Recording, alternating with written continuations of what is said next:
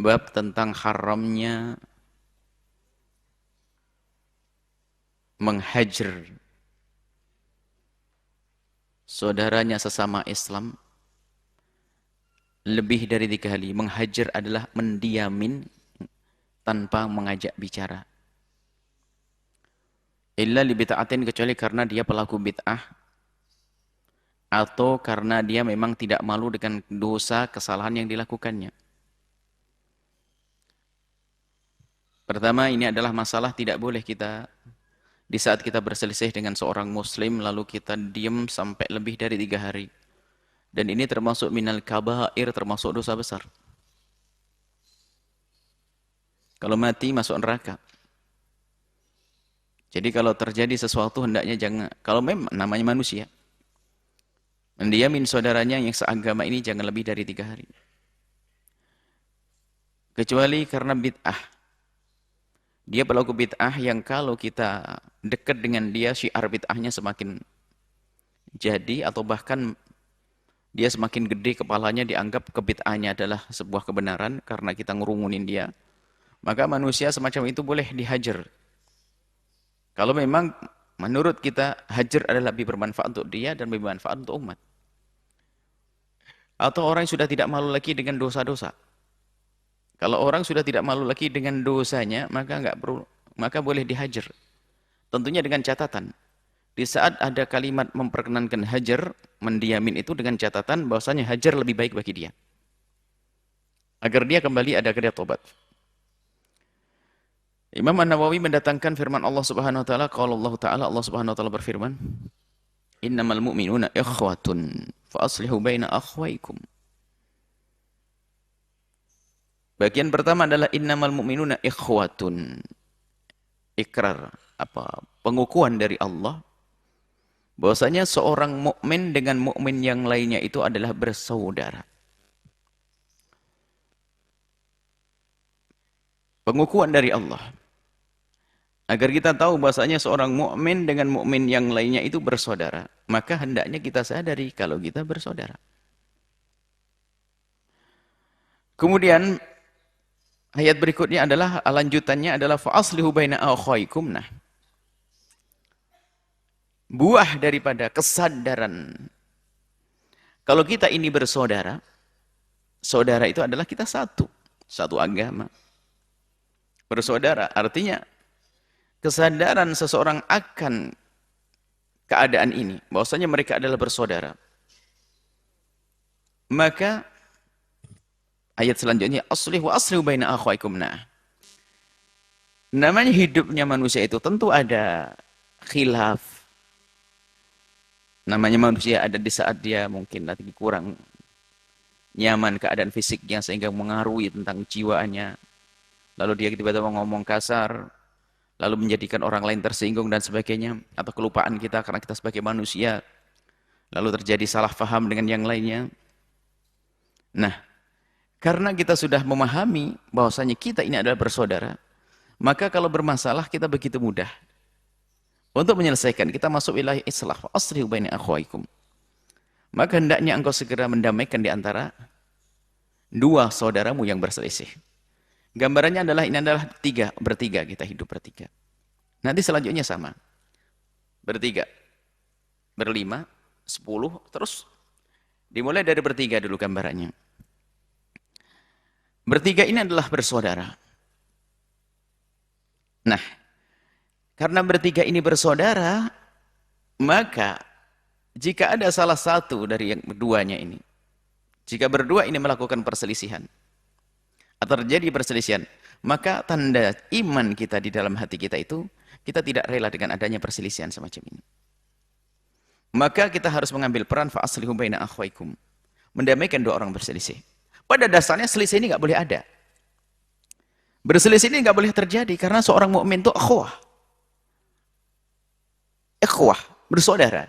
Cuman ya itu tadi, namanya manusia, ada hawa, ada ini, ada permasalahan. Tapi ingat, kita sebagai orang yang ketiga ini tidak boleh meracuni, tapi justru kita akan menjadi juru damai. Fa'aslihu baina akhwaykum. Di sini mendamaikan di saat ada perselisihan di antara orang beriman, dan perselisihan selalu ada. Dalam hidup ini selalu ada. suami istri, bapak dengan anak, ada perselisihan, namanya manusia, ada hawa nafsu. Tapi lihat, hendaknya orang beriman langsung menuju kepada solusinya, tidak menjadikan permusuhan itu adalah sebagai tujuan, sehingga akan mengancam saya tidak ridho sampai mati, saya ingin sampai mati, saya akan sampai mati, saya tuntut di akhirat. Nggak ada begitu. Orang beriman, dari melihat itu saudaraku, dia bermasalah denganku, tapi saudaraku lah ini. Maka paling pertama, paling atas adalah keimanan.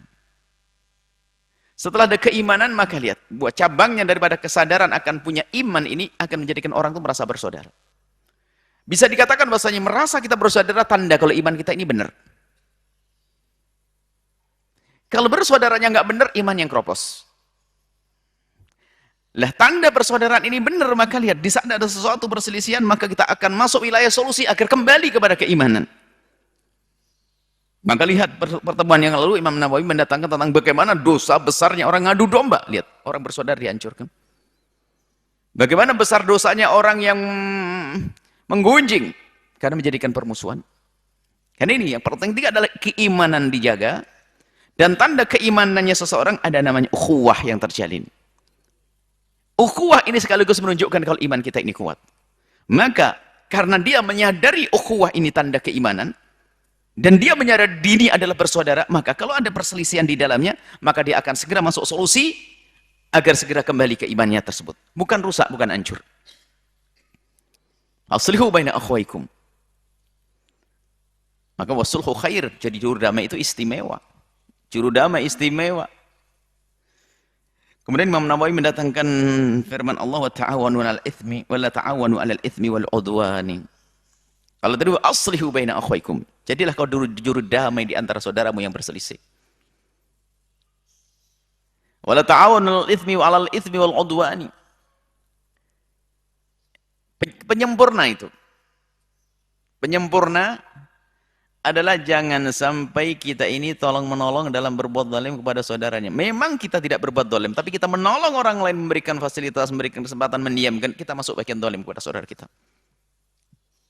Ada orang berbuat zalim pada saudara kita lalu kita diam. Ada orang bersengketa, berselisih. Kita bisa menyelesaikannya. Kita bisa menjadi juru damai di tengah-tengah mereka. Tapi kita tidak menempatkan kita menjadi juru damai. Tidak melakukannya, maka kita termasuk bagian zalim. Artinya kita kurang menyadari dirinya adalah saudaraku, yang satu lagi juga saudaraku. Karena semua saudaraku, maka dia tidak boleh berantem, tidak boleh berselisih, tidak boleh bermusuhan. Aku akan masuk menjadi pejuangnya. Juru damai tadi, pejuang perdamaian. Maka ta'awanul itsmi wal 'udwani, tolong menolong dalam kejahatan, dalam dosa dan permusuhan inilah akan meruntuhkan ukhuwah. Kalau sudah ukhuwah runtuh, maka iman yang runtuh. Sebelum datangnya Islam itu di negeri Arab sana itu, yang namanya perang itu sudah kayak mungkin ya kayak modelnya di zaman anak-anak muda sekarang itu. Main bola berantem, main voli berantem, sepeda berantem, ronda sahur berantem. Ini kan sudah sifat-sifat jelek yang bukan menunjukkan kalau itu sifat Islam. Katanya untuk bangunin orang sholat, orang puasa. Ini kejadian di sebuah tempat. Orang sahur. Ini gara-gara pakai ronda ya namanya ya, pakai. Kalau bahasa Jawa Timur ronda. Ya kalau sini apa? Hah? Ngobrok. Baik ya. Baik, orang ngobrok untuk orang Cirebon. Orang Jawa Timur ronda. Ronda itu ronda malam, bukan ronda jaga. Tapi nanti untuk pakai tabuan, kentongan, segala macam itu. Ini ketemu sama kampung sebelah itu berantem. Kok mudah sekali berantem ini. SMP ini berantem. SMA sana berantem. Karena mereka tidak menyadari ukhuwah. Tidak menyadari bahwa mereka itu bersaudara. Sebelum datangnya Islam semacam itu, Aus dengan Khazraj adalah pertikaian yang tidak pernah berhenti. Sehingga anak itu sudah menemukan, kalau kita hidup di satu masa itu menemukan peperangan sudah bisa dihitung. Datanglah Islam. Mempertemukan hati mereka, sehingga bersama datangnya Islam tidak lagi ada peperangan di sana. Iman dengan imannya tentunya. Nah, tanda orang yang imannya benar yaitu tadi menjaga ukhuwah. Dan untuk bisa menjaga ukhuwah, jangan sampai kita tolong-menolong dalam dosa dan dalam permusuhan. Nah, termasuk di antaranya dalam irama menjaga ukhuwah Demi kekuatan iman agar diterima oleh Allah, maka bab ini dihadirkan oleh Imam Nawawi. Tidak boleh kita mendiamin saudara kita lebih dari 3 hari. Artinya apa? Mungkin kita tidak menemukan juru damai yang bisa mendamaikan kita, akan tapi Nabi Muhammad jadi juru damai. Jangan lebih dari 3 hari kau diam-diaman ya. Kau harus berani nyapa dia. Kalau tidak, dosa besar. Nabi yang menjadi juru damai. Rahmatan lil alamin. Sallu ala Nabi Muhammad. Anas radhiyallahu ta'ala dari Sayyidina Anas radhiyallahu ta'ala anhu qala, beliau berkata, qala Rasulullah sallallahu alaihi wasallam bersabda, la taqata'u, ini hadis sudah pernah dibaca pada pertemuan yang lalu dan sudah dijelaskan juga. La taqata'u wa la tadabaru. Maksudnya la tataqata'u wa la tadabaru. La taqata'u wa la tadabaru. Taqata'u, jangan saling memutus tali persaudaraan dengan ulahmu yang menyakitkan orang saudaramu sehingga dia tidak mau denganmu, tidak mau. Ini karena ini. Wala tadabaru, jangan kau melakukan sesuatu yang menjadikan kalian saling berpaling. Tegur sapa susah. Masa saudara lewat jalan A, dia lewat jalan B, nggak boleh gang yang sama, nanti ketemu dia. Jangan lewat sini Pak, kenapa? Nanti ketemu dia. Ini bukan ahli iman. Kalau sudah bertemu, juga tidak salam. Makanya dikatakan afsus salam. Sebarkan salam. Termasuk yang dikabarkan orang yang masuk surga tanpa hisab, yaitu diantaranya orang yang sering sebarkan salam. Salam damai. Assalamualaikum. Nah, ini kalimat assalam. Cuman ini juga, assalam itu adalah menghilangkan taqata'u. Biasakan assalamualaikum. Tidak dijawab, nggak ada masalah. Tegur sapa orang yang beriman. Ini seharusnya menjadi sebuah sudah kewajiban. Tegur sapa yang baik. Tentunya ada rambu-rambu di sini ya, untuk laki dengan perempuan tentunya harus ada rambu-rambunya. Ini maksudnya perempuan dengan perempuan, laki dengan laki. Perempuan dengan laki-laki kalau memang aman dari fitnah. Tapi kalau memang khawatir ada fitnah, nggak perlu lagi. Bahkan salam jangan dibikin main-main ya anak muda. Karena kamu tahu dia adalah wanita solehah, kalau biasa nggak mau pakai salaman. Salaman main, doa kau bikin main-main, kembali kepada musibah nanti. Kita perlu kurang kepekaan kepada saudara kita. Saudara yang seagama. Kita masih kalah dengan sebagian orang yang tidak beriman. Sesama manusia. Pernah kami ceritakan juga. Kita keluar dari bandara, dijemput oleh satu sahabat atau yang menjemput, yang ngundang kita waktu itu. Di negeri kafir. Keluar dari bandara. Rupanya mobil yang kita kendarai ini adalah bermasalah. Alarmnya bunyi terus. Bunyi. Akhirnya kan berhenti. Setelah berhenti begitu tiba-tiba ada mobil nyalip kita. Saya langsung di samping, di depan kita. Keluar seorang perempuan pakai baju seronok. Pakai rok, pakai baju wanita. Akhirnya, kenapa perempuan ini? Tiba-tiba datang mengatakan, perlu bantuan apa? Ada apa? Kok nyala terus apa? Perlu bantuan? Subhanallah. Oh enggak, ini bermasalah. Oh ya sudah, pergi dia. Bukan seorang muslimah. Mungkin dia muslimah yang kita tidak tahu. Mungkin. Karena akhlaknya akhlak muslim itu. Dia hanya menganggap kita sesama manusia yang perlu bantuan. Kita tahu pakai jubah begini, ngerti dia. Kita muslim. Di dalam hati kami lintasan dalam doa semoga dia beriman. Karena melihat kita semacam ini menghargai manusia, kemanusiaan. Dia orang lembut hati. Setelah itu pergi dia. Maksudnya apa? Bagaimana kepekaan terbangun di orang yang semacam ini? Lihat. Kepekaan, lihat bunyi, tiba-tiba ada masalah. Berhenti. Kadang kita cuek dengan saudara kita. Jerit pun kadang kita tidak mau menoleh. Memang dipanggil pun tidak pernah menoleh. Disalami pun kadang tidak mau menyambut. Innalillah. Mau apa kita?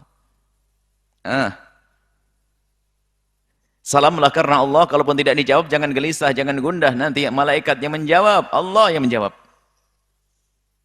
Ini membiasakan. Karena kita bersaudara. Wah. Wala tabaghadu, saling benci, wala tahasadu, saling hasud. Wa kunu ibadallahi ikhwana, sadarilah, menjadilah engkau hamba yang bersaudara. Maksudnya apa? Sadari kalau engkau ini bersaudara, maka jadilah kau seperti orang bersaudara itu bagaimana? Jika dia sakit, saya merasakan sakit. Jika senang, saya ikut senang. Lihat.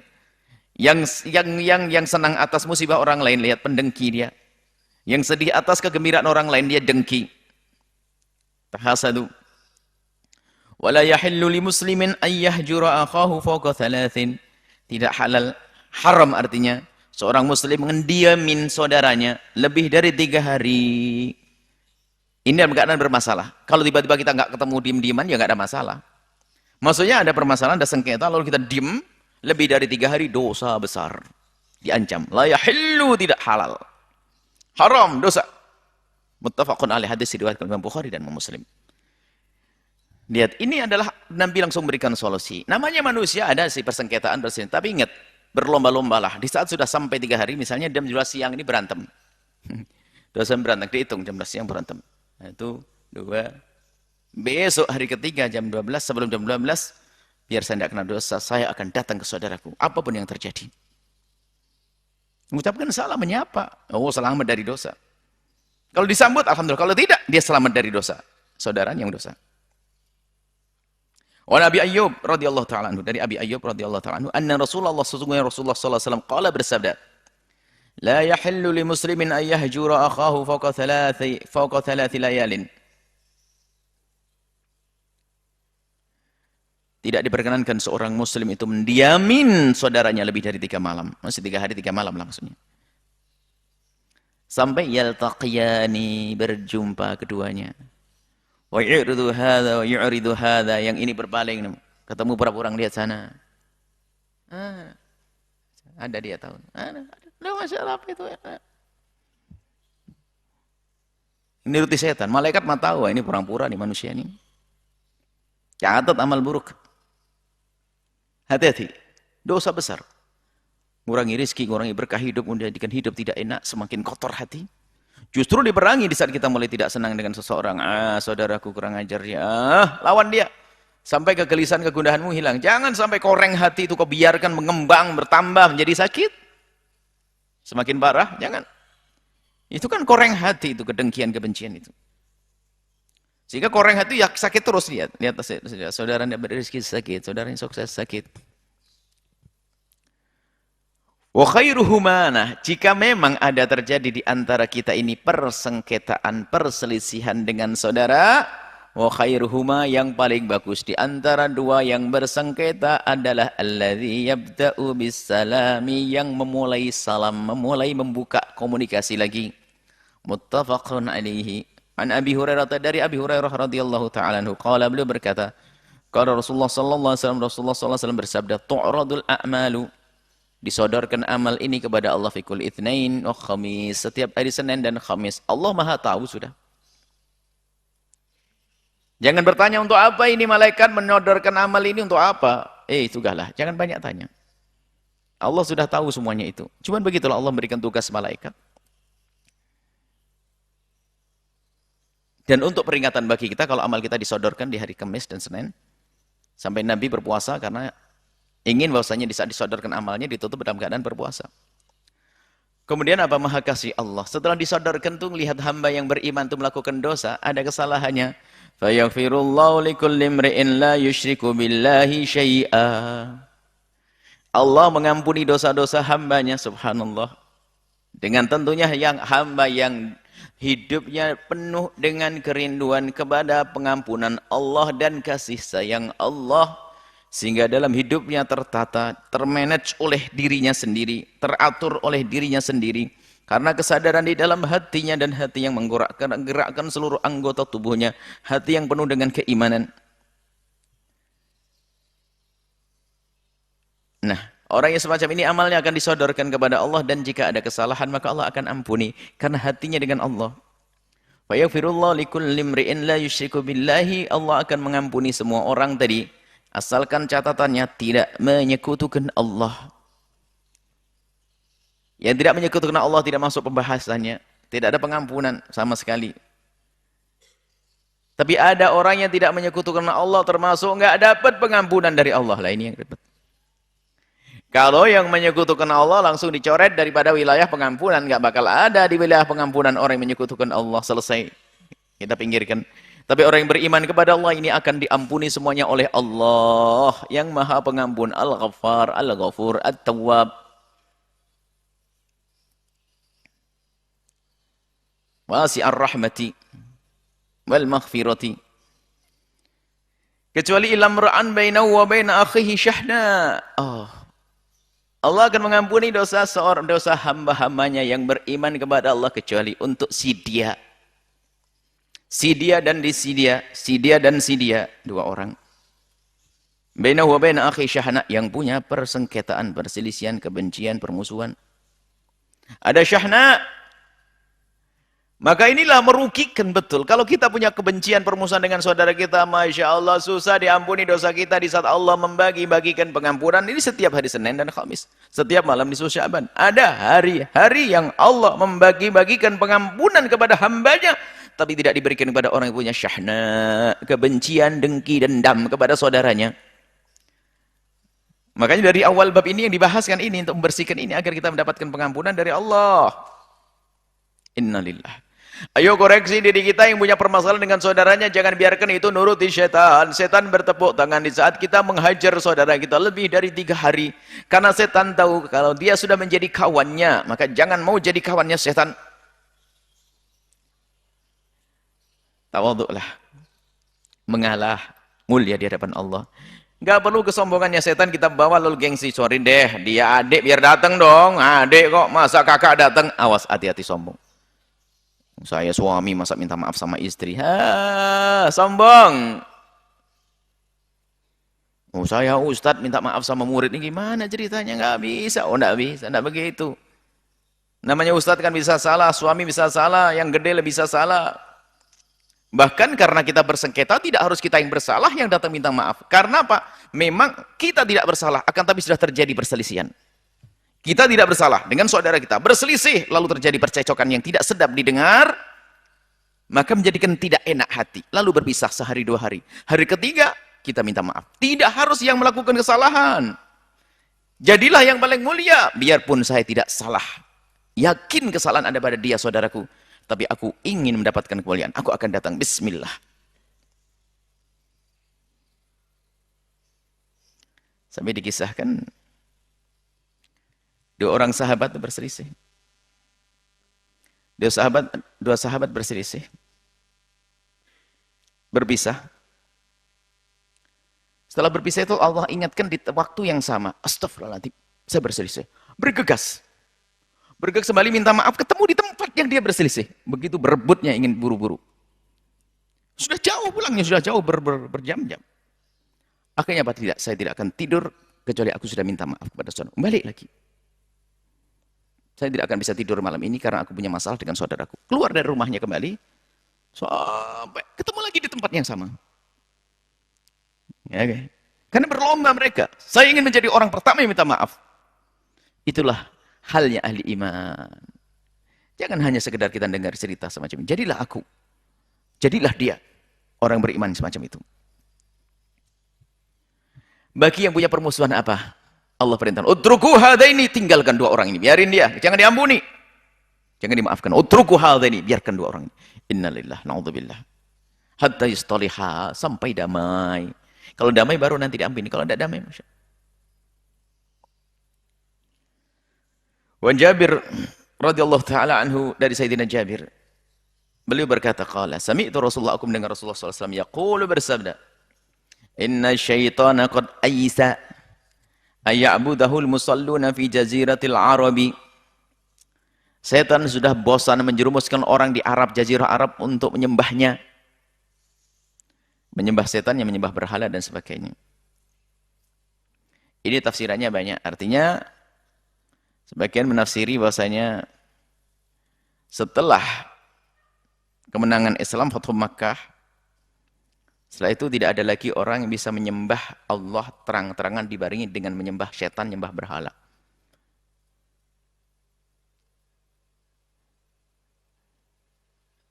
Termasuk di dalamnya adalah Ka'bah. Nggak ada lagi yang bisa menegakkan berhala di Ka'bah. Jadi tidak ada orang yang menyembah Allah sambil menyembah yang lainnya. Tidak ada. Setan sudah nggak bisa lagi menjerumuskan orang untuk menyembahnya. Biar sebelumnya orang pada nyembah setan. Nyembah setan adalah menyembah berhala, nyembah setan. Yang setan sudah tidak bisa lagi. Karena semua sudah meninggalkan berhala-berhala. Maka setan untuk menjerumuskan mereka agar menjadi kawannya setan tidak lagi mengarah kepada syirik. Ini sesuai dengan sabda Nabi SAW. Wallahi inni la ahsya alaikum an tusyriku ba'di. Aku tidak khawatir kalian terjerumus dalam kesyirikan. Artinya terjerumusnya seorang hamba dalam kesyirikan itu adalah tidak banyak. Nabi sudah menjamin. Artinya tidak banyak. Kalau ada syirik, ya ada. Orang murtad ada, satu dua. Tapi tidak sebanyak yang selama ini dikembur-kemburkan orang. Dikit-dikit syirik, syirik, syirik. Nabi sudah mengatakan, Wallahi inni la ahsya alaikum an tusyriku ba'di. Walakin akhsha, akan tapi aku khawatir an tatanafasu fiha. Yang dikhawatirkan Nabi adalah berebut urusan dunia. Ini yang banyak. Rebut dunia dalam bentuk tahta, dalam bentuk ini berebut dengan saudara. Ini yang banyak. Kalau menyekutukan Allah tidak banyak. Ada, tapi tidak sebanyak yang bermusuhan dengan saudaranya tadi. Berlomba-lomba dalam urusan dunia. Lihat, berebut dunia sampai lihat. Mengambil riba, haram, dosa. Berebut. Dosa diperebutkan. Ini yang dikhawatirkan Nabi. Kalau menyekutukan Allah tidak. Nah, di antaranya yang bisa dilakukan syaitan. Syaitan kalau menjerumuskan menuju kesyirikan adalah susah. Ada tentu satu dua. Akan tapi susah. Tapi yang paling gampang bagi syaitan ini. Walakin fit takhrishi bainahum. Takhrish. Tapi syaitan itu adalah masuk wilayah ngadu. Membuat kerusakan di antara sesama kaum muslimin. Hatinya dikasih was-was. Prasangka buruk, benci, dendam. Diajarkan seperti itu adalah setan. Lah kalau sudah orang punya dendam dan setan, habis imannya. Makanya setan kalau memangkas imannya orang beriman, susah. Jangan beriman kau, jangan percaya Tuhan Allah. Wah, ditendang. Kalau setan kelihatan, dipukul itu. Setan nggak bisa menggoda dengan cara itu, akan tapi setan baca dengan menggoda dengan cara menggoda hati seorang hamba dengan tahrish. Akhirnya hatinya menjadi hati yang rusak, menjadi benci dengan saudara lalu tidak tegur sapa, kemudian bermusuhan, kemudian ngedengki, dendam, dan seterusnya. Seolah-olah dia beriman, ternyata imannya yang kropos. At-takhris wal-ifsadu membuat kerusakan. Wa-takhyiru qulubihim merusak hati mereka. Taqatuhi memutus di antara mereka. Ini bisikan syaitan. Makanya yang ingin bermusuhan dengan saudaranya mendengar bisikan syaitan.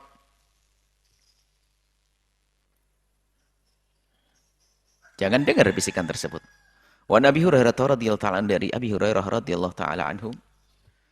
Dakhalan nar, masuk neraka. Dakhalan nar itu masuk neraka karena dosanya tersebut.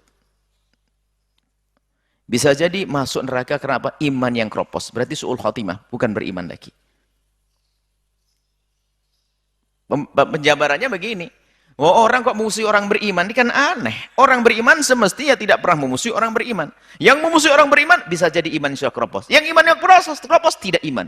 Yang tidak ada iman mati selamanya di neraka. Bisa jadi begitu. Cuman kita tidak boleh mengatakan orang semacam itu.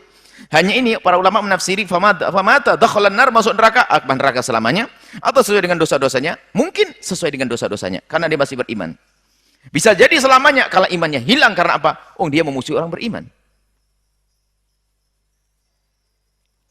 Kok musuh orang beriman? Nah ini. Maka dari itu jika terjadi perselisihan, dan itu mungkin terjadi. Bahkan sebaik-baik kita menjaga sebuah silaturahmi kadang terjadi. Terjadi perselisihan, akan tapi ingat, masuklah segera ke dalam solusi. Selagi kita ada perselisihan perbedaan, maka segera masuk ke dalam solusi, yaitu damai fa aslihu baina akhwaikum. Rabu Dhabi isnadin ala syartil Bukhari Muslim. Bisnadin sahihin ala syartil Bukhari Muslim. Hadis selanjutnya rawahu an Abi Khirash Hadrat ibni Abi Hadrat al-Aslami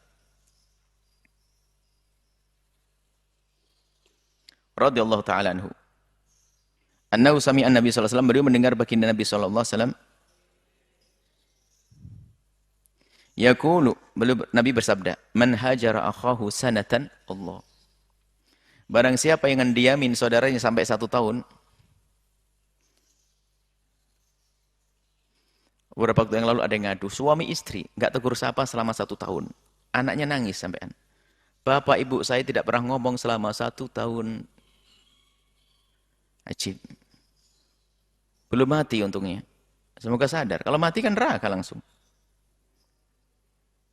Kalau ada permasalahan segera selesaikan, diskusikan yang baik, tegur sapa. Biar ada solusinya. Kalau mendiamin saudaranya lebih dari selama 1 tahun, fawa kasaf kidamihi, seperti membunuhnya. Artinya dosanya segede itu. Karena tidak menghargai kemanusiaannya. Saudaranya kok dimusuhi, saudaranya didiemin sama 1 tahun lagi. Dosanya seperti membunuhnya. Bukan dikisos, enggak. Dosanya di hadapan Allah, dosa. Nah ini menunjukkan ini minal kabair, dosa gede. Rabu Dhabi isnadin sahihin. Wa an Abi Hurairah radhiyallahu ta'ala dari Abi Hurairah radhiyallahu qala. Ada yang ketinggalan hadisnya? Hadis sebenarnya dari qala la yuhillu minni ayyahjuru akhum. Oh, betul ya. Wa an Abi Hurairah radhiyallahu ta'ala anhu dari Imam Abu Hurairah radhiyallahu ta'ala anhu anna Rasulullah sallallahu alaihi wasallam qala bersabda la yahillu lil mu'minin. Tidak halal, maksudnya haram, tidak boleh bagi seorang mukmin ayyahjura mu'minan untuk ngediamin seorang mukmin. Ini mendiamin karena sengketa loh ya. Kalau diam nggak temu ya nggak ada masalah. Diam nggak ketemu ya nggak ada masalah. Ayyahjura mu'minan faqad lebih dari 3 hari. Fa in marrat bihi thalathun, kalau sudah lebih 3 hari falyalqahu. Hendaknya segera menemuinya. Ada yang ngalah, yusallim alaihi, dan mengucapkan salam kepadanya. Fa in radda alaihi salama, kalau dia membalas salam tersebut, faqad ishtaraka fil ajri. Kalau sama-sama menjawab, maka mereka sama-sama mendapatkan pahala. Dari dosa menuju pahala, indah sekali. Dengan Allah, yang semula dosa, menghajar saudaranya, ngediamin saudaranya, haram, dosa besar. Akan tapi kalau mereka berdua tobat, menghadap, kemudian minta maaf, maka tidak ada dosa lagi. Bahkan mendapatkan pahala. Wa illam yarudda alaihi, kalau ternyata saudaranya tadi yang disalamin ngediam tok. Enggak berubah. Faqad ba'a bil itsmi, maka dia yang ba'a kembali bil ismi dengan dosanya, maka yang menanggung dosanya dia yang ngediemin. Yang satu sudah ngalah assalamualaikum. Mohon maaf. Ini. Oh, masih serem. Dosanya untuk dia.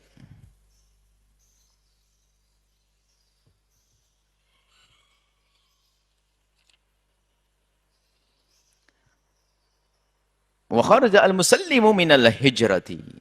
Al-hajrati. Al-musallim yang memulai tadi menyapa keluar daripada hajar, daripada dosa hajar tadi keluar karena dia sudah memulai untuk mengucapkan salam. Setelah Anda menyaksikan video ini, jangan lupa berselawat kepada baginda Nabi Muhammad sallallahu alaihi wa alihi wa sahbihi wasallam.